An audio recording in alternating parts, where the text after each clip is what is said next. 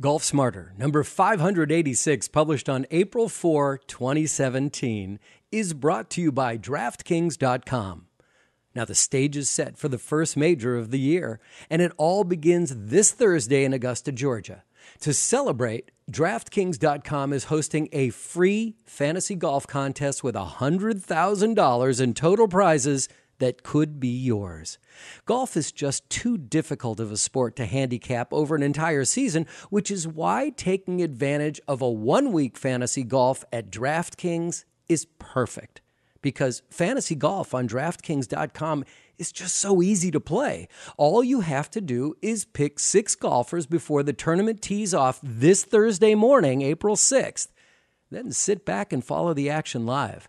Rack up points for streaks, per-hole performance, tournament finishes, and more.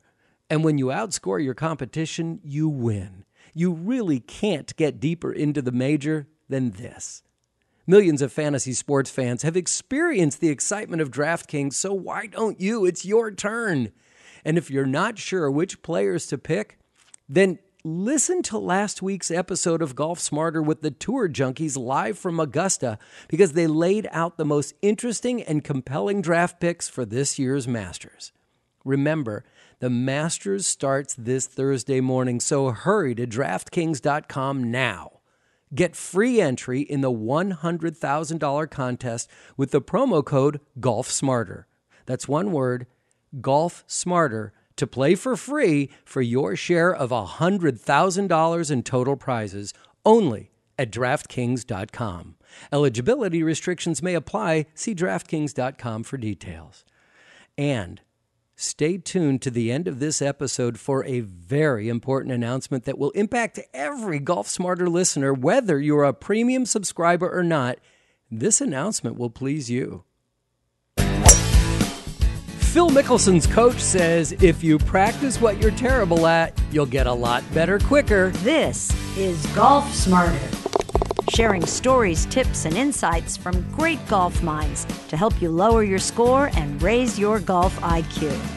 Here's your host, Fred Green. Dave Pelz, welcome to the Golf Smarter podcast. Well, glad to be here. It's an honor to have you on the show. We usually have the unsung heroes of golf instruction on this program, and I've been doing it for a long time, but you're definitely one of the sung heroes of golf. Well, I have been in the game a long time, and I do sing a lot. Well, we'll get you to close out with a number of your favorite number. But, you know, when I was doing the research on you before I wanted to start this conversation, and it didn't just have to be about short game stuff, but I was just amazed to see that everything that I read either called you a scientist, a coach, an author, an entrepreneur, a businessman, a club designer. I mean, there were so many descriptions of who you are, what you do. So my first question would have to be, who are you? Well, honestly, I believe the description on our website says I'm a scientist who loves the game, and that's very accurate. I love to do research, but I was doing research in space for Goddard Space Center back in the day, in 1975, and I was loving it. I really did, but I had been playing golf since I was 7. I just love to play the game, and I thought, as much as I love my job at Goddard Space Flight Center doing space research, I really am a golfer who loves to do research rather than a researcher who loves to play golf. Golf really was first. I went to school on a golf scholarship with the intent to play the game professionally. I wanted to play the PGA Tour, and I was on scholarship, so I thought I could do it. I was on a 4-year scholarship, and I happened to major in physics. Now, I love physics and I love numbers, but when I got out of school, it was clear to me after 4 years playing in the Big Ten and competing against a guy, fat little guy named Jack Nicklaus, I didn't do very well. And it was clear to me that I could not make the PGA Tour. So I got a real job. I didn't chase the mini tours or anything like that. I got a real job and happened to get it at Goddard Space Flight Center doing space research and loved it. But after 15 years, thought, if you really looked at me with all-seeing X-ray vision, I was a golfer who loved physics rather than a physicist who loved golf. So I took a year's leave of absence and got into the game of golf. I had several patents by then. I was thinking about it all the time, and I did realize that I always had loved the game. And I thought, why not take a year's leave of absence and see how I would enjoy being in the game day in and day out. And I lost everything I had, but I loved it. And I my conclusion obviously was, well, if you love it that much, what if you really made money doing it? And so I resigned in 1975, January 1, 1975, resigned from Goddard Space Flight Center, NASA, and started in my golf career. And I've been in it ever since. I just love it. And I still, NASA is my homepage on my computer on the website APOD. It's Astronomy Picture of the Day, and I communicate with my buddies back at Goddard, and still love space. But golf's number one, space is number two, and here we go. I still love it. I get up every day thinking about it, and I have truly enjoyed it. On that January 1st morning, after probably a couple weeks break for the holidays, when you walked into your superior to tell them that you were leaving to pursue a life in golf, were they surprised? Or did they know this was coming? Yes. No, oh heavens, no. No, in fact, we were a group of 10 scientists, and it was the aeronomy division, AERONOMY. And the definition of aeronomy, nobody ever knows it. It's studying the physics of the Earth's and our planetary atmospheres. And we were chartered with sending probes to Venus and Mars, the first probes, and they all burned up because in Venus we had no idea how hot it was. And but then we got much better at it. You know, NASA was very young then. They had just put up Sputnik, and I got in on the excitement of doing everything we could in space. There was plenty of money in NASA back in those days, and it was really an exciting time, and I loved it. And I just always thought about golf. Looking back on it, I was always a golfer first. When I went to school and was studying, I was a golfer. I took leave at Indiana University. I had a four-year scholarship, and it was a spring sport. In the fall, I would take an extra heavy load. In the spring, I'd take a light load, and I would still miss. But I took a light load because we had a lot of away matches, and we drove. In those days, we had a big, long station wagon from Indiana, and 6 guys would go in 2 station wagons with all our golf equipment, and we'd go play matches around the Big Ten. And I missed all of my finals every year, every semester. So I would go back, play golf, play in the tournament, play in the NCAA, and then go back to school when all the kids were gone, and I'd take all my finals. And while that was, a fun time in my life, I really did get tired of studying, and I wanted to play the game. And then when I was a senior, I got out of school. I couldn't make the tour. I thought about what I was going to do, and I actually enrolled at the University of Maryland in College Park, Maryland, enrolled in my first semester of graduate school, and started attending classes and realized, my gosh, I don't want to do this. I don't want to study anymore. I want to work at this place that was very close to us, Goddard Space Flight Center. Now, I had never heard of that when I moved to College Park, Maryland. I moved there to enroll in the University of Maryland, but I went out there and interviewed and got a job, which was the most amazing thing in my career. At got that a great point. job. At that point, yeah. I mean, straight out of school, I didn't know anything about space or I mean, I had studied physics, my major, I have a degree, a BS in physics, but I didn't know the real art and science of research. And I say the word art in there. You have to do things the right way, one variable at a time, if you're going to do true research. So I took that school learning into a job where you really were doing pure scientific research that has never been done before. We would design an experiment to measure something, what gases are in the atmosphere, how much they expand, how often do they change, how many are there, how many molecules, for example, in this square meter of space or cubic meter of space, and what happens when the sun hits it. And studying these problems that no one had ever thought of or studied before was really, and I was with a group of really, really nice human beings.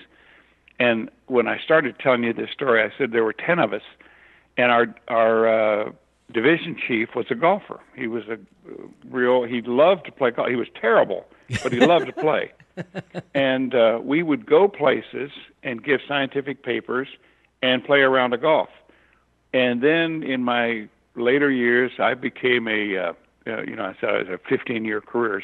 Looking back on it, it's not that long, but to me it felt like a long time. Sure. I became a senior scientist, and I got to work on international satellites with the Germans and the Italians, and we put 2 Italian satellites and 2 German satellites into Earth orbit, and we sent some probes to Venus and Mars, and that is exciting stuff. Oh, yeah. And so I was really, oops, got my dog going crazy here. That's okay. I was really enjoying it. They're enjoyed on podcasts. Yeah, dogs on podcasts Okay. are always a good thing. Oh, okay. Well, I was enjoying it, and I really made a discovery in one of my off-hour thought sessions that I finally realized why I was never the player I thought I would be. I could play well enough to get a golf scholarship, and I could play in the National Amateur at Ridgewood, New Jersey, and I played in some really good tournaments, the North-South Amateur in Pinehurst, but I couldn't win them. I could maybe finish in the top 10 if I played well, but I just could not win tournaments. And I finally realized why, based on a couple of measurements I made on my putting stroke, and I fixed it. I thought about it, built and patented a device that would show me what was wrong with my putting stroke when I did and did not hit the sweet spot. And all of a sudden, I became a much better putter, and I became a really, really better player. Now, this is 12, 13 years after I had been working at Goddard Space Flight Center and hadn't played that much competitive golf. All of a sudden, I was much better than I had ever been. Wow. That must have been frustrating. Well, no, it was exciting, actually.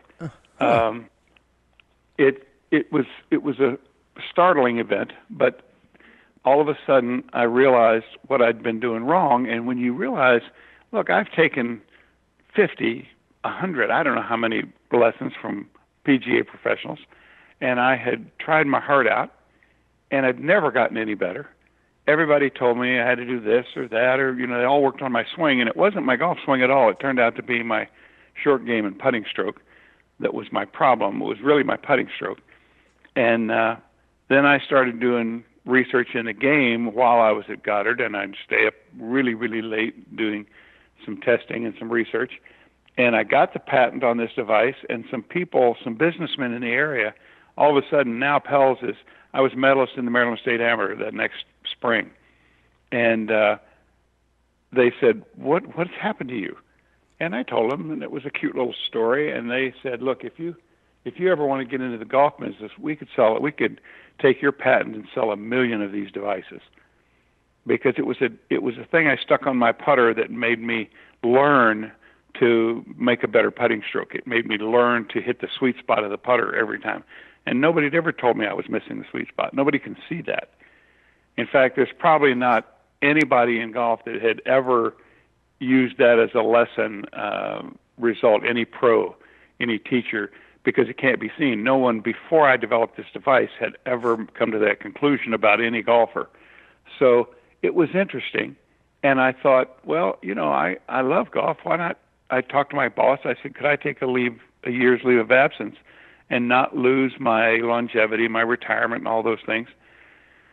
He said, sure, go try it. He said, you'll be a better businessman. And by that time, see, after 15 years in the government, I am now a senior scientist. I'm designing and building instruments that I send into space, and I'm spending millions of government dollars building these devices. And he wanted me to learn to be a better businessman. So I took a year's leave of absence. Wow. And these businessmen gave me $75,000 to kickstart my golf company and golf career. And what year was that? About 1978. So $75,000 was a tremendous amount of money. I'm sorry. 78 was another. 75 is when I retired. Then 75,000 is even more money. Yeah. Well, yeah, 75. I took a year's leave of absence with $75,000 and lost it all.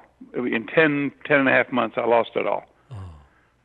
So now we're in November, and I had taken a year's leave of absence in January, and on January 1 of 76, I had to decide go back or resign because I didn't have any more leave of absence.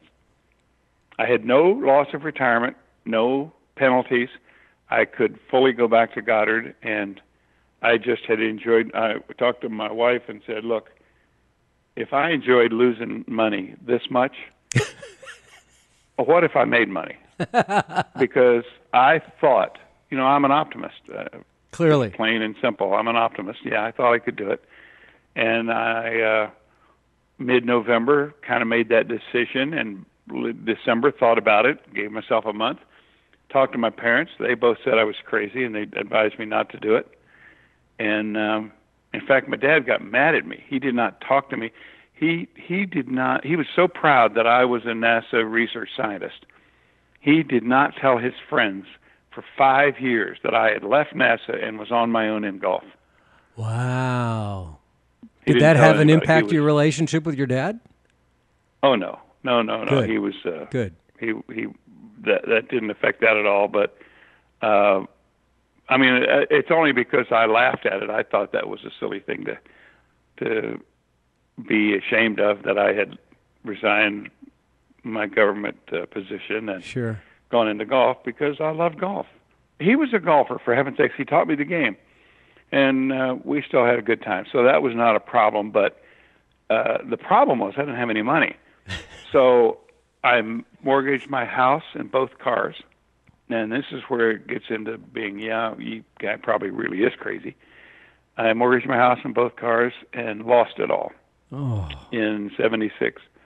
And in 77, I took my government retirement out. I had, I'd been there for 15 years, and I had retirement that I could withdraw. And I took it, and I lost it.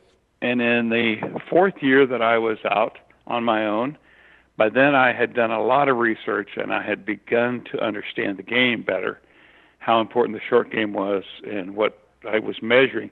See, I was maybe at the time almost unique in the game in that I was doing true research, and I was measuring things. I had laser. I knew how to use lasers. I knew how to use a computer.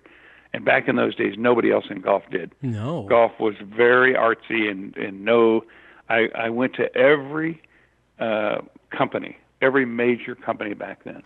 Now, back then, the big companies were Wilson and McGregor and Spalding. And I told them, look, I'm a scientist. I can measure anything in golf. What do you want to know? What do you want to pay and find out from research? Because I'm a research guy. And they said, well, and this is not a joke, by the way. They said, our marketing campaign for next year is blah, blah, blah, if you can run a test to prove that, and we'll pay you handsomely. Well, they were going to make the claim without even knowing if it was true or not. Well, they did make the claim. They were prepared to make it, and they made it, it turns out, because I said, look, if I haven't run the test, but I know enough as a scientist, as a NASA scientist for 15 years, if I run the test, it'll prove that your claims, your advertising claims, are false. But there's no penalty for false advertising in the game of golf.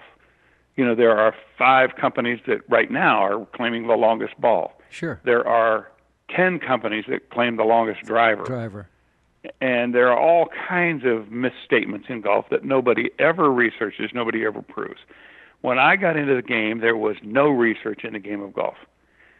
Almost zero. And that's why today Spalding and Wilson and McGregor, actually Wilson's the only one survived. And it's a very small company now compared to TaylorMade and Callaway and Titleist. But everything has changed because back when I was getting turned down for research, nobody was doing any research. Nobody would spend any money. And I would not do, I'm an honest man, I would not do phony research just to make money and let them say things that were not true. So I was starving and losing money and still loving it. And 6 PGA Tour players said, Pelz, if you stay in the game, the 6 of us will give you money, and we will invest in your career if you'll help us be better players. Wow. Because I had found out things about the game, and I had gone out and measured on these players some of their weaknesses, and it started helping them. In the 4 years that I was losing money, that's what happened. And I was out of funds, and then things turned around. I got the 5th year that I was in the business, I broke even. Now, I didn't make any money, but I broke even in the 5th year, and about 15 years after that, I was pretty much bouncing above and below the line. I spent many years in the game without making any real money, and then I met this beautiful, incredibly brilliant woman who was a mathematics major, majoring in statistics, specializing in statistics. And she started analyzing my test data and my results, and we became very good friends. And we married, I don't know, about 5 years after we met. And she came to me one day and said, Pelz, you are crazy. Everybody's right. You're losing money. You are not an advertising guy, no matter how good of clubs you make. And I had invented and created Featherlight golf clubs, and you're probably not old enough to remember them, but they were really a hit. But my business acumen was so bad that we almost went under because well, do you have a minute? I'll tell you this one story. Oh, please. Okay. In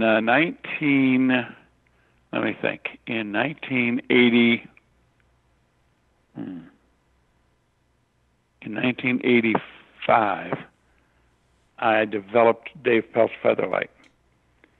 And in that year, I was just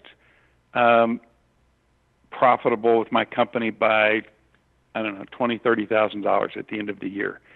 Now, this is a company with maybe 15 people in it, and I was making golf clubs that I thought were really good. And on sales of, we were making full sets of clubs, driver through putter. And on sales of $760,000, we made about a $25,000 profit. And that was one of my profitable years. You know, the year before I'd lost $10,000 or something like that. But I was bouncing around with what I thought was a successful golf company at the time. Me, the terrible businessman. And then I developed Dave Pelz Featherlight golf clubs. And what they were, got the idea, it's a lighter head on a more flexible shaft. And if you make the shaft soft enough that it will still flex, when you start down, it will flex back, and then it will kick into impact. And that's what a shaft does. That's why people can hit the golf ball so far, is that if you swing it with the right tempo and the right rhythm and timing and everything, you can flex the shaft on the downswing. The head falls behind the shaft, and then it kicks back and actually passes the shaft.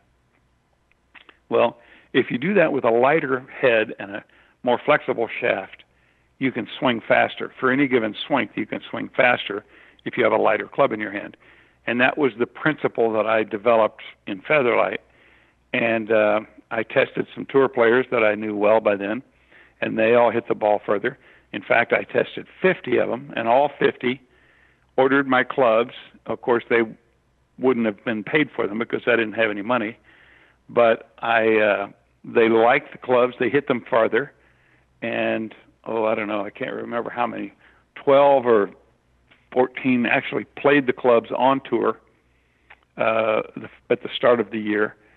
And I went to the PGA merchandise show in '86, and that's with a record of the previous year having made $760,000 in sales, and I got $31 million worth of orders.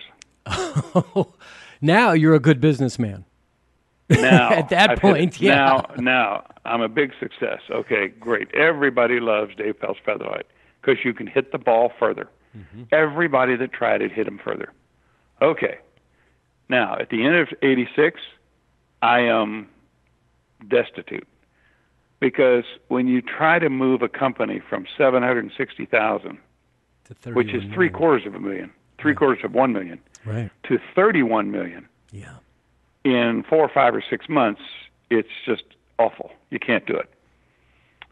We tried to buy all the shafts that we could get that were flexible enough, and we bought every one we could get. We bought them all the ones that were in the market.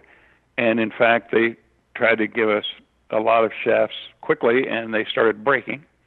And we tried to get all the heads we could, and we couldn't get it anywhere near enough to fill all the orders. And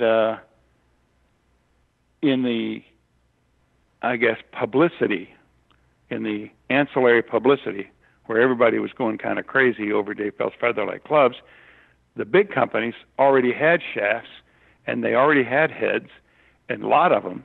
And what they did is they ground metal off the bottom soles of the clubs so they would be lighter, and they just put them on the old shafts they had, the stiff shafts.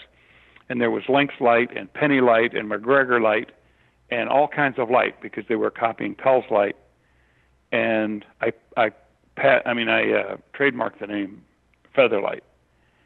And they had all these other light clubs that were light heads on stiff shafts.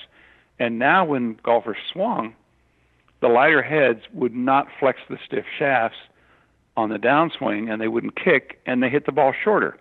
If you put a light head on a stiff shaft, you hit it shorter. If you put a light head on a flexible shaft, you hit it further. But the big companies didn't understand that, and there were no flexible shafts available. So they went ahead, they capitalized, and they sold on the light craze, which then ended in disaster at the end of that year because everybody was hitting the ball shorter. Mm. And nobody is going to pay money to buy new clubs that you hit shorter. No. Golfers just don't do it. No. So that ended in disaster. It almost ended my career. One of my better ideas just ended in disaster. Oh. And then, of course, in 88 and 87, 88, and 89, the word light was a bad name. The companies had ruined the name. Now, I stayed in the business, and I continued to promote Featherlight, but then I came up with a putter that you could aim better, and it really looked very, very odd. It later became known as the 3-ball putter and the 2-ball putter. People thought I was crazy when I put 3 balls on a putter, on the top of a putter. But I found out people aimed it better because the 4th ball was the ball you were playing and putting with. And even if you put 2 balls on the putter, when you put it down behind the ball you're putting, the 3 balls formed a straight line, and people aimed it better. Now, I don't know if you've ever seen a two-ball putter. I've you? used one. I'm a big mallet user, and I started with the Okay. 2-ball. All right, let me tell you the story of that one. Awesome. I created the 2-ball and 3-ball putter and patented it, and it was completely patentable. And I took it out to the tour, and I tested, and I think 12 people played it in January, February, and March. Bernard Langer, Curtis Strange, Dee Wybring.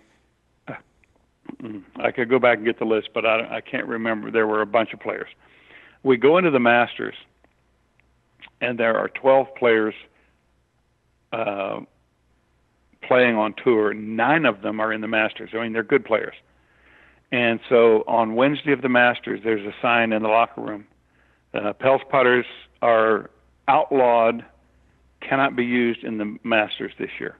This was on Wednesday before one day before the Masters tournament. Oh, my gosh. And I ran into the clubhouse and I said, why? And they said, well, we just found out the USGA had a vote and they're going to be declared illegal. Wow. And I said, why? Why? What in the world? I've read the rules book 1,000 times. What's the matter? They're not playing in shape. Huh? What does that mean? They're not playing in shape. P-L-A-N-E? Well, that's what I ask. P-L-A-I-N? I-N? No, P-L-A-I-N. Yeah, plain. Just they weren't boring. I looked in the dictionary, and a plain woman is an unadorned woman. That's what the definition in the dictionary is. So it's a plain, unadorned putter, I guess. But they didn't like it. The USGA guys did not like it, and they outlawed it.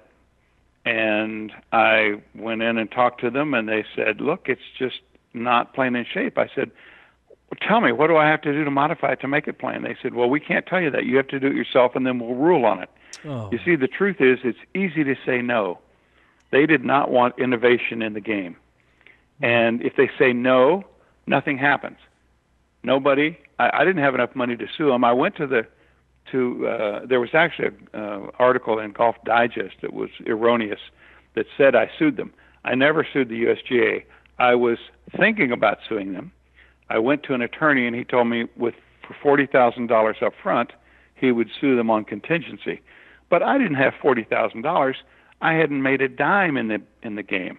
In fact, I'd just come off the Featherlight debacle, and I had barely survived.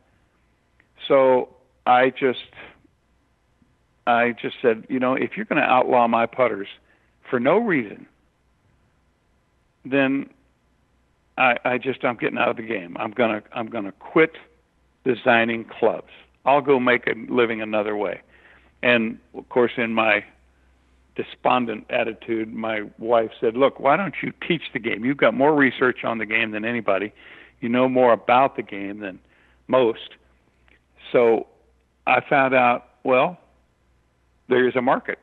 All the players that I was working with like 20 PGA pros by that time, and there was a market for a teacher who the players said knew what he was talking about, and my wife suggested that I start golf schools, and she started my schools. And I said, I don't have time to work with pros. And she said, well, I've got 3 guys that want to come. They say every man has his price. What's your price? And I don't know if you remember back in 70, well, it was, 86 by then. But the price of a lesson was $50 for a lesson. And I said, tell them I'll take $1,000 and I'll give them a putting lesson. And I said, that'll scare them away. I don't have time. I've got to make a living here. I've got to somehow make some money. Surprise. And she came back and she said, yeah, I got 3 guys that said yes. I said, no. Tell them I got to work with the pros. I don't have time. Yeah, that I misunderstood what you told me. I really would charge $1,500. And we kept playing this game, and my first school came about 3 weeks later. I had 4 people paying $3,000 each. And I gave a weekend school, 2 days on the weekend, for $12,000. I made $12,000 in a weekend, and they thanked me and left smiling. Wow. Because they learned how to improve their putting, and they happily paid for it. So that was the founding and the start of the Dave Pelz scoring game schools. Wow. My wife's, it was her idea, and she, on the phone, arranged the schedules of amateurs who would call in, and every time we got 4, I would teach them for, it ended up, I then sat down and really designed the optimum school after I'd given one. And I decided, I read a book on learning theory, and I really studied what I was doing back then in trying to teach people something. And I learned that what I really want is a 3-day school with 4 people per instructor. And I hired a ex-PGA Tour player, Tom Jenkins, who had retired from the tour at that time. And I had helped him while he was on tour, and I knew him very well.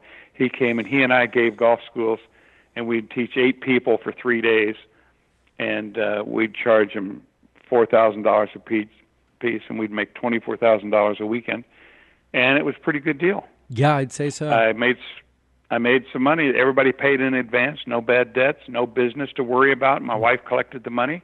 If they didn't pay, they didn't come to school. Nobody ever not paid. We've never had, in the history of our schools, which we've had every week since then. I mean, we don't have every week, but we have many schools. We have 6 different locations now around the country that are permanent yearly Dave Pelz scoring game schools. We have 1 international school in Dublin, Ireland.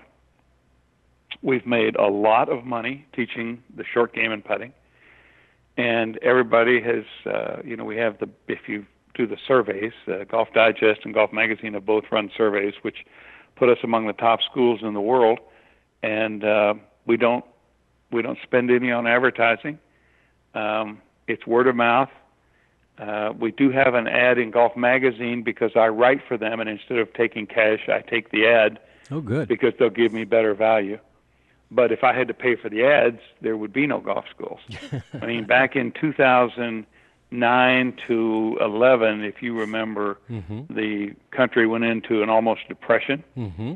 Well, about 20 to 25, I don't know sure what the number is, of the golf schools in the country went under. Anybody that had to spend money to advertise went under. But the good teachers, like, I don't mean good. I don't mean to say other teachers aren't good. The big name teachers, like Butch Harmon, Hank Haney, Dave Pelz, people who have a name and don't have to advertise, they made it through. Right. But so when you made that $12,000 for that weekend in the first school you did, were you able to call your ex-boss back and say, "Okay, now I'm a good businessman"? He wanted you. He wanted you to be a businessman after that first year, and you lost all that money. It's like, yeah, that's not what I had in mind for you. Right. The truth is, I never called him. He's now passed away, but he was a great friend over the years. And he knew that I always was and still am a bad businessman. My wife is the businesswoman of the family. She's the CEO of our schools. She runs the company. And, she answered the phone when you called. And she's been taking care of business the whole time. Yeah. I mean, without her, I would still be fighting the See, businessmen told me you had to have something to sell. People I talk to, I ask businessmen. A lot of my students are good businessmen. I mean, some of the titans of golf of the industries are golfers, and they always told me when I talked to them that you had to have a product to sell. They quickly told me you can't do research for a living. Companies never want to spend enough on their research. The business of golf is a marketing-driven business. Spalding had great ads, and McGregor had great ads, and Wilson had great ads. The problem they had in business was that other people who were good marketers, like Ely Callaway, came up with better equipment because of research. And then with equal advertising, the best product wins. But the best product with no advertising cannot compete with the mediocre products that have great advertising. Can't compete. If nobody knows about it, they will not come. Right. You know, the old adage, build it and they will come. That's not true unless they know about it. That was only an adage in a movie. Right, yeah, about that the was a ballparks. movie. And I saw the movie, and I was inspired as usual. Yeah. But it doesn't work if they don't know about it. That's why my relationship with Golf Magazine has been a cornerstone of my career, because I have written with them. Well, I have been at Golf Magazine longer than any Golf Magazine employee has been there. Wow. Any current day employee. I go way back. I've been writing for them since '86. Now that's a long time, and most people run out of material. Every month I write, by the way. So see, I've done 250 articles. More than that. I mean, I don't even know how many there are anymore. I've done, 25 covers. Once a year I do a cover for Golf Magazine. But I always do it based on research in the short game and putting. And there are a million shots around the green. I can do buried lies. I can do buried lies in the sand, good lies in the sand. How about lies in wet sand? How about fluffy dry sand? Okay. You can imagine a bunch of articles. Now, how many types of grasses are there? How many speeds of greens? How many positions on the green? You want to stop balls fast? You want to make balls not have backspin and roll a long way? I can think of I wrote an article last week for Golf Magazine again. I do it every month, and it's just a tremendous source of material to be thinking about the game of golf and how people can play it better. That's all I do. I think about how we can play this game better and enjoy it more. That's my whole focus in my working life. It's number one in my working life. Of course, my family is number one in my life. But in my working life, it's golf, sun up till sundown, and as long as I'm awake at night. It sounds like that the key to your success was not a service or a product. It was your passion. I mean, it sounds everything that you've mentioned. You said, "I loved what I did when I was doing it." Yes, even when I was losing everything I had. Yeah, I lost my government retirement. I lost my home. I lost both cars, and I sat there thinking, "God, this is great. This is fun." I mean, can you imagine getting up in the morning and all you do is you think about, how can I play this game better? How can I play it better? Now, the truth is, I don't really care about my game anymore. I want to help others because the world, I actually had this thought one time when I was thinking. It's not that I have, a thinking session from 2 to 5 every day. That's all I do when I get up in the morning. I'm sitting eating breakfast. I'm thinking about golf. I'm thinking of these things, and I thought, does the world need a better golfer? See, several times in my career, which is like right now, I know something that nobody else in the world knows. I've done that several times. I knew that if you took a light club head and swung it faster, you'd hit the ball further because speed is more important than mass. Now, I knew that because I studied physics, but the people that made golf clubs didn't even think about that. They got knotted heads on a branch of a tree and hit a ball, and it went pretty good, and they said, hey, here we go. It's a fun game. But there was no physics in the game.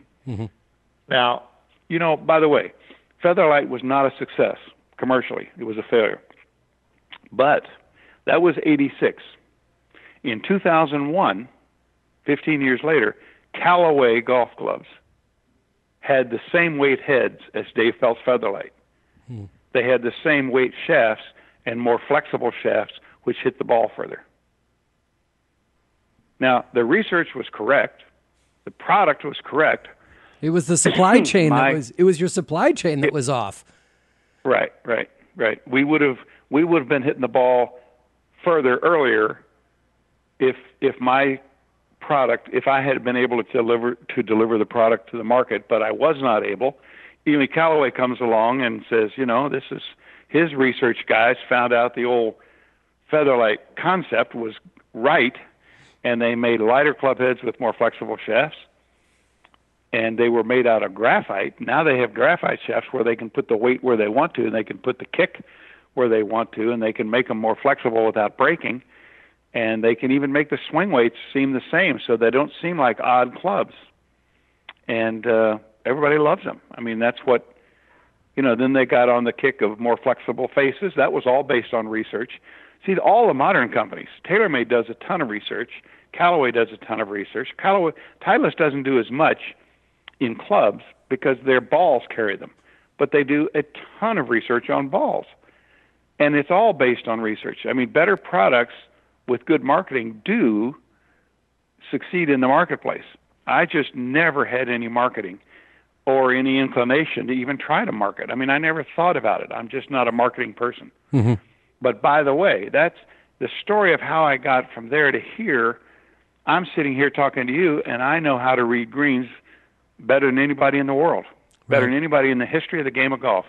We have cracked the code on green reading, and we're starting a campaign next month to try to raise some money to write the books and create the videos and the programming that we need to get the concept to the world. And this is that's what I'm a Kickstarter campaign you're going to be doing? Right. On March 8th, we launch on Kickstarter Dave Pelz' Secrets to Green Reading. And we've got all the research. We've done everything. In fact, I've almost done with drafting the book. And now you want me to tell you one more little tiny story? Yes, sir, I do. By the way, these are dead true. I'm not exaggerating on any of my stories. Oh, this isn't fake news? True. This is not fake news?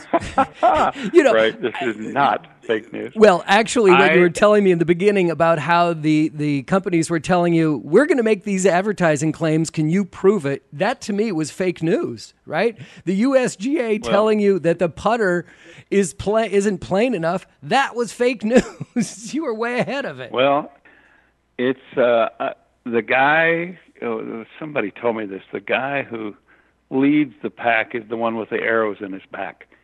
If you're ahead of your time in any way, it's a tough go. But listen, I have no complaints. I mean, have you ever seen my backyard? Yes. I'm not a wealthy guy. I'm not among the Bill Gateses and the Donald Trumps. But I have made some money. I've got a backyard to die for. I've got the best backyard in the world. In the world. And this has been in the world. This is named by Wall Street Journal. The Wall Street Journal guy came here, writer, looked at my backyard and said, this is the best backyard in the world for a golfer. Yeah. I mean, I live next to a golf course, so I've got 2 holes right behind my course. That's good. No, it's not even close to what you have. No, you live on a golf course. I live on golf. See, I can walk out in my skivvies at 6 a.m. and I can hit shots that you wouldn't dream of. I can hit to the 17th green at the Players Club. I can hit to the 13th at Augusta. Amazing. I can hit to the 12th at Augusta. I have 8 greens, target greens in my backyard that are just the most beautiful greens I've ever walked on. The 14th at Pebble Beach, the 17th at Pebble. I just love that course. I love those greens, and I've built them in my backyard. So I've had, for what Dave Pelz can conceive of in his lifetime, I've had a tremendous amount of success, and I have no complaints. The USGA drove me out of manufacturing and into a market, the teaching market, where my wife has succeeded financially. Now, I've been doing the same kind of work the whole time. I'm just sitting here thinking about golf. But my wife turned the USGA's refusal to let me manufacture the 2-ball putter. She turned that into a teaching career that's been very successucul. Mm-hmm. And now, do you use your backyard as a teaching tool, or is it just for pure enjoyment for you? No, it's for research. Oh, the research. I see. Well, you can say it's for enjoyment for me because I enjoy research. Yeah. But it's out of the backyard has come cracking the code of green reading.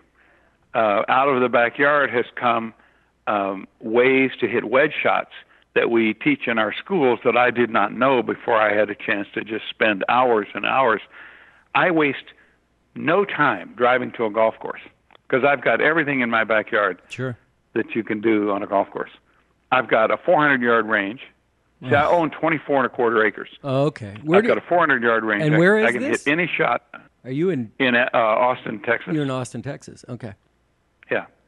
And I've got every shot inside of 125 yards to a target green that I can hit from uphill lies, downhill lies, ball above feet, ball below the feet, from the rough, the fairway, from tight lies, from plush lies. I got it all.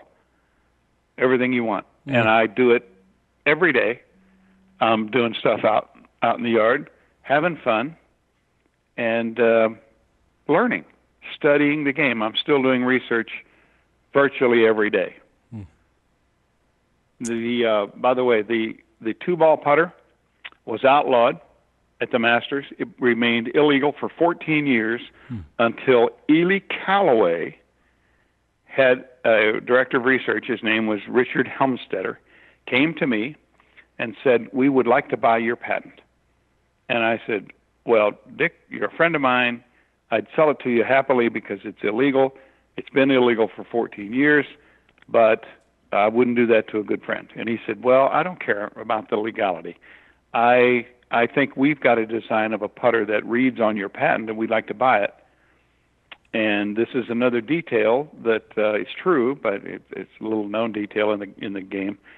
He offered me $80,000, which I thought was a tremendous amount of money, being a guy who didn't have any money. I said no, but I knew I had been in the industry a long time by then, and I knew that a putter, the way to do a putter deal is to license your patent for $2.50 a putter. And that $2.50, putters were $60, $70, $80 a piece then. And $2.50 doesn't put it out of reach, doesn't make the putter so expensive it won't sell. And yet, if they sell a bunch, it can make some money. And if they don't sell many, it doesn't hurt them much. So it's good. It's a win-win. Okay, so he said, no, my people won't let me do that, pay a piece price, because we don't know how many we're going to sell.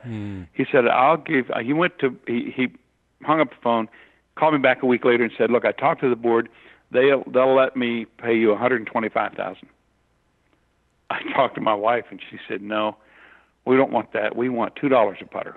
Tell them the $2 a putter, that's our final offer. That's as low as we'll go. And Dick said, well, let me take it back to the board. He called back a week later and said, look, Pelz, I want to pay you. My people will not let me pay you a dime a putter. It doesn't matter. They're not going to pay you per piece. What they want to do is pay you up front, own the patent, and then do anything we want to with the putter, and we'll pay you $250,000. Wow. Now, to a guy who's been starving for up to 20 years, that starts to be attractive. Sure. And we took $250,000, gave him now this is a 14-year-old patent. Patents only last 17 years. Right. And they had 2.5 years left when they bought it. Now, the funny thing about it is that Dick called me back the next week, and of course, again, evidence that I'm a bad businessman. He said, Pelzy, we got the USGA approval. We threatened to sue the USGA, and they backed down, and so it's been approved, and we're going to take it to market. And I said, are you really? I mean, I didn't mind. I said I couldn't have backed Callaway, the USGA down. And they went to market with it, and since they went to market with the 2-ball putter, they have sold 5.5 million putters. Oh, my. Now, if I had been the best businessman, at $2.50 a putter, or two, 5.5 million. Yeah, right. It's a pretty good. Yeah, even at $2, it's a good chunk of change. Yes, it is. 11 million. But I got $250,000, and I have no complaints because, yes, they're better business people than I have ever been or ever will be. But I don't care about that. My days are not made of money. I don't get up thinking about making money. I get up thinking about how to play golf better, how to get the ball in the hole better, how to hit a better shot out of trouble. I mean, I've written a book on damage control, how to minimize the problems in your game when you hit shots into trouble, because most golfers, it turns out, this is just a fact, most golfers play 15 to 16 holes a round 3 shots lower than their handicap. Their handicap is based on their disaster holes. Yep. You know, people shoot, a guy who plays, a mid-handicap guy, shoots 6, 6, 5, 5, 6, 6, 5, 4, 6, 9, 6, 6, 10, 6. Mm-hmm. And those 9s and 10s are what drive your handicap up. Mm-hmm. And they're caused by hitting into trouble, and then once you get in trouble, you have no idea how to get out, and you hit it into worse trouble. You hit it out of the frying pan into the fire. Yep. And you make big disaster numbers. Yep. And even pros, if you look at their scores, they shoot 3, 4, 4, 3, 3, 4, 4, 6. And my best student ever is Phil Mickleson, and he shoots 3, 3, 4, 4, 3, 3, 4, 7, 3, 3, 3. I mean, he just makes 6s and 7s all the time. And it's hitting out of the frying pan into the fire. I wrote a book on damage control. Now, that's how much I think about the game. And I came upon this because I saw we take data every year at the Myrtle Beach World Amateur, and in recording all the scorecards, one of the deals is I do a presentation. Do you know about the World Amateur? Yes. In Myrtle Beach? Sure. Okay, they have 4 days of tournaments. I mean, they play 4 rounds, and then they put everybody in handicaps, so like 3,000 or 4,000 golfers into 100 player groups of identical handicaps. Everybody has the same handicap within a shot, and they play 4 rounds. Well, my deal is if I go give a presentation at night at the Myrtle Beach Convention Center where all 4,000 people come, they will let me bring my research staff to the tournament all 4 days and take data on any shot I want to take. And I set up, I had a contract with the PGA Tour. We used ShotLink, all of their equipment, and we measured where every golfer of every handicap hit every shot. And I'm analyzing the difference on a wedge shot from 30 yards. What is the 30 handicapper? How does he hit it? How close does he hit it? How about a 20? How about a 10? How about a scratch? And that's what we do every year. Well, part of this deal is I get all their scorecards. And when I put all these scorecards into a computer, computers are fantastic. I just started looking and seeing that every golfer shot below his handicap for most holes of every round, and then they'd have a few disaster holes. And then I got the golfers' names, of course, which are on their scorecards, and I interviewed the golfers, and I found out, well, that was a disaster hole. I mean, it ruined my round. I just couldn't, I got in trouble. I couldn't get out, and I'm playing a tournament. I go from the frying pan into the fire, and I made an 11. So I wrote a book about it. Yeah. You know, one of the mantras that we have for the Golf Smarter podcast that I've been now doing for a long time, and I learned this from one of the listeners, was never follow a bad shot with a stupid shot. That's great advice. That's called damage control. Right. I mean, I was watching damage control. Yeah, I was watching one of your videos the other day, and you said only try this when you've practiced it a lot. And that's what I see all the time. And I don't play with single-digit players. I'm a 12, and I play with my friends. We're all around the same, but I'm not playing with scratch golfers or good golfers, low handicap golfers. And I see it a lot where people think, well, I'm only 160 out behind 18 trees and a lake and a pond, and but I can reach the green from here. No, you can't. Don't do that. Well, you know where players hit the ball off the banks of creeks? They hit them into the creeks. Right. They don't get out very well, and that's damage control. I wrote a whole book on it, and it was a fun book to write.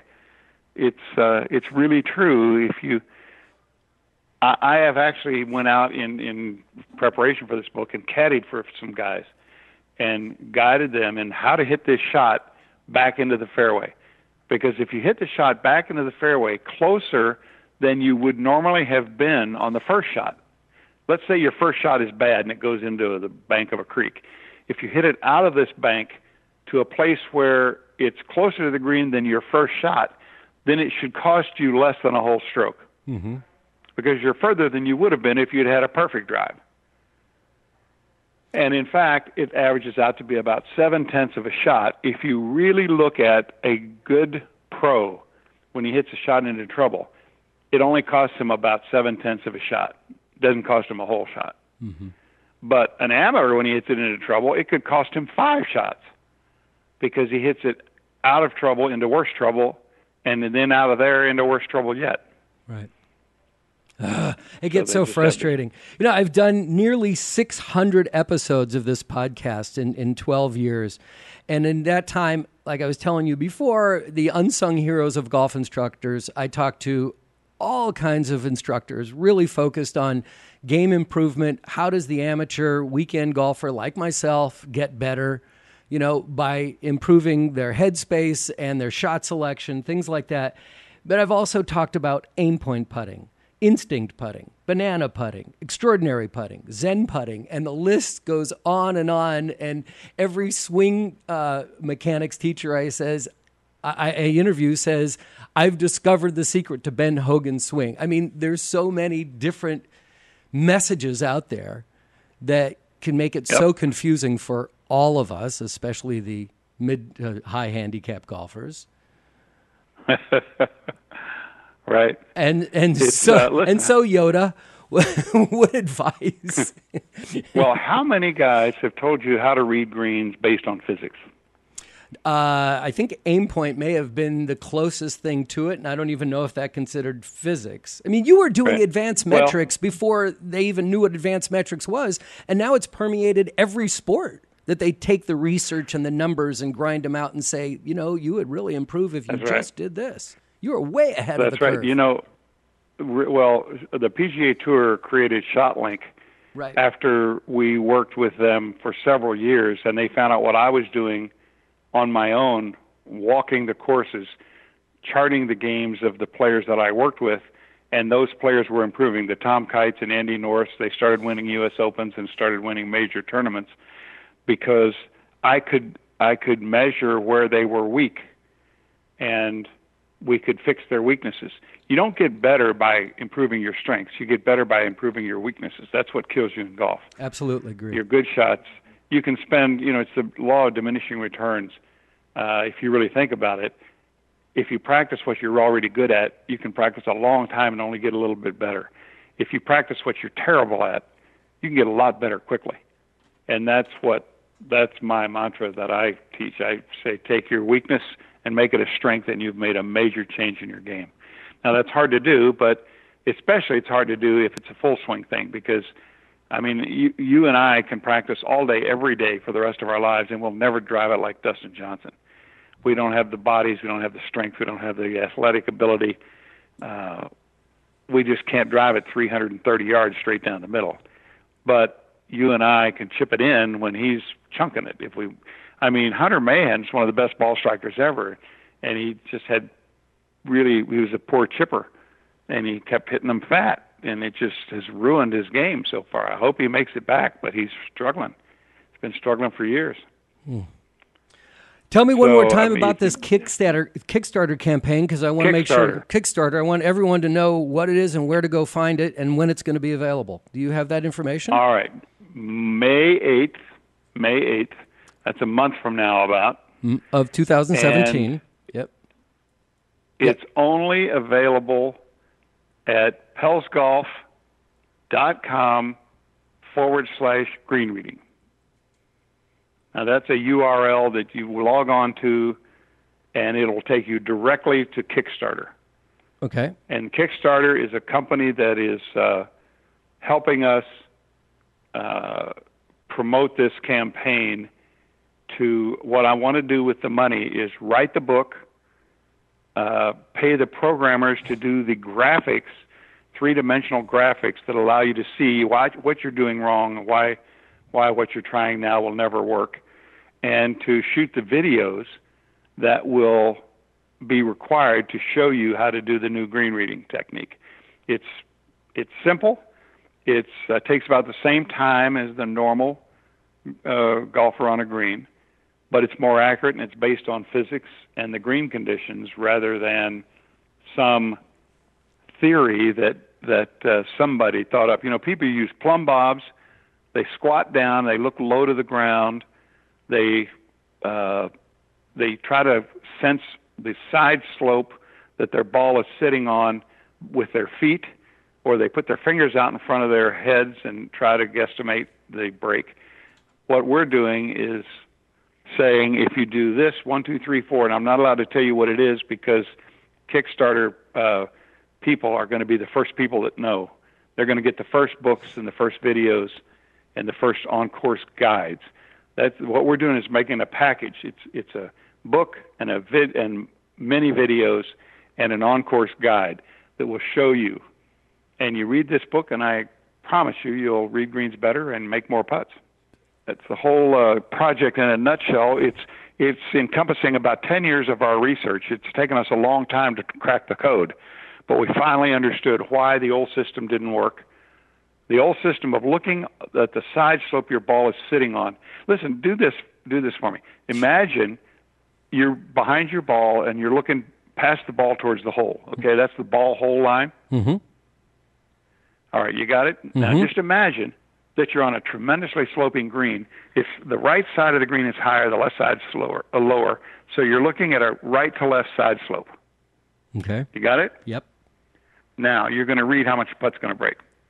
And let's say you think it's going to break 2 feet. Big break. Mm-hmm. Now, you're looking from the ball to the hole. You've read that side slope. Realize your ball is never going to touch that line. You're not going to putt on that slope. If you do, you're going to miss it below the hole. Correct. That's why the present green reading system doesn't work. Because you never putt on the line you're looking on. That's the wrong place to look. I've always... And you can't... Go ahead, I'm sorry. You can't, in fact, you couldn't even say, okay, I'm going to aim 2 feet to the right. Now look at the side slope up there. But where? It changes. The slope changes. Every foot the ball moves, the slope changes. So what you're doing, the way you're reading greens is wrong. Plumb bobs don't work. The spider technique, Camilo Villegas gets down on the green, gets his eyes right on the green, looking at this side slope. But the whole point is that doesn't do him any good because that's not where the ball rolls. That's not what determines how much break there is. Mm-hmm. So we've figured it out. We've got a computer model that we know. We can tell you how much every putt breaks. I want to know. Anyway, it's the... Well, listen, you got to go to Kickstarter. So that starts at May 8th, 2017, and runs how long? Do you have a sense? 60 days, 2 months, that's all. Oh. And if we don't get funded, then there's no risk, because if you order our book and videos, you'll get them by Christmas.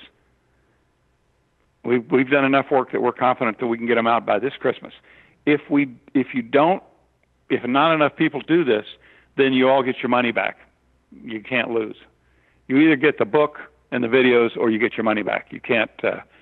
We're not going to collect money and then not deliver the product. We don't get the money if not enough people contribute to actually afford to pay for the product. So I've written 8 books already, or 7 books. I'm sorry, this is my 8th. Mm-hmm. But I've written 7 books, and so I know how to write books, and we will write it and finish it if we get funded. But the problem is programming is so expensive. Sure. 3-dimensional programming, I don't know if you've ever known about doing any 3-dimensional program, but it's very expensive. And hiring a video crew to shoot really good videos to show this. This is a very visual thing, reading greens. And so that's why, even though I'm heavily invested in this, I've been doing research for 10 years on it, I don't know how many books to print. I don't know how much video to shoot, because I don't know if there are very many golfers that are really aware that they don't read greens very well. So that's why we've gone to Kickstarter. They will help us gauge how much interest there is in this product. See, I'm sitting here thinking every golfer, if they read greens better, they're going to make more putts. And I don't know anybody that reads greens very well. Even the pros that I work with don't read greens very well. I mean, I can go out and prove to them that I can read better than they can. And they say, wait a minute here. Did you know that Phil Mickleson is now in the top 10 in putting for the first time in his career? Because he's one of only 2 guys I've told about it so far. That's an amazing statistic. It is. It is. It really is amazing. This is, in my mind, I've written 7 books. The 8th one, The Secrets of Green Reading, this is going to be my best contribution to the game. This is more important to the game than Featherlight. It's more important to the game than Damage Control or the Short Game Bible or the Putting Bible or anything that I've written. I think this is truly going to be beneficial to all golfers. Let me ask you a question. Sure. How many times do you putt around? Me? You're a 12 handicap. Yeah, I'm between 35 and 38. Okay. You have to read the green 35 to 38 times around. Mm-hmm. Every golfer, I don't care who you are, you have to read the green at least 30 times around. Right. To know where to aim your putter. I mean, even when you're 2 feet from the hole, if you're on a side slope, you play a little break. And all of your first putts you have to read. So you don't do anything else in the game this often. You don't drive it 30 times around. You don't hit wedges 30 times around. You only putt after you've read the green 30 to 40 times around. We all do it. We all need it. That's why I think everybody should invest in this book.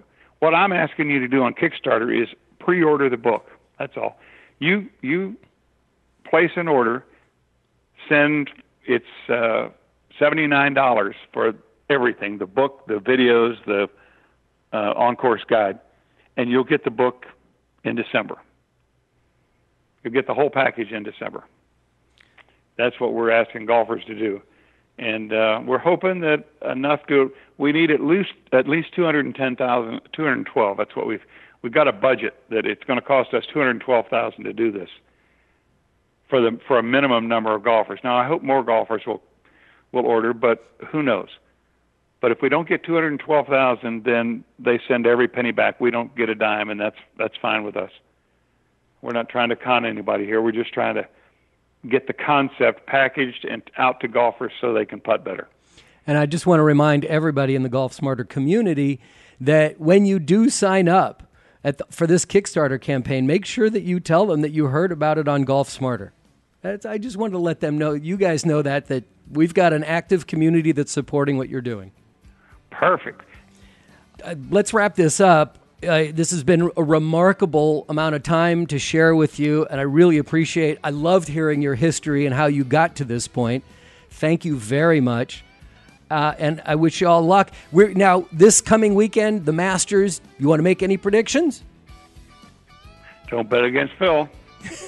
That's exactly what I was hoping you'd say. No, I really enjoyed the interview. I've been working hard this morning talking to you. I'm thinking about golf. I'm talking golf. That's what I do. It's a labor of love for me, and I wish everybody could enjoy the game as much as I do.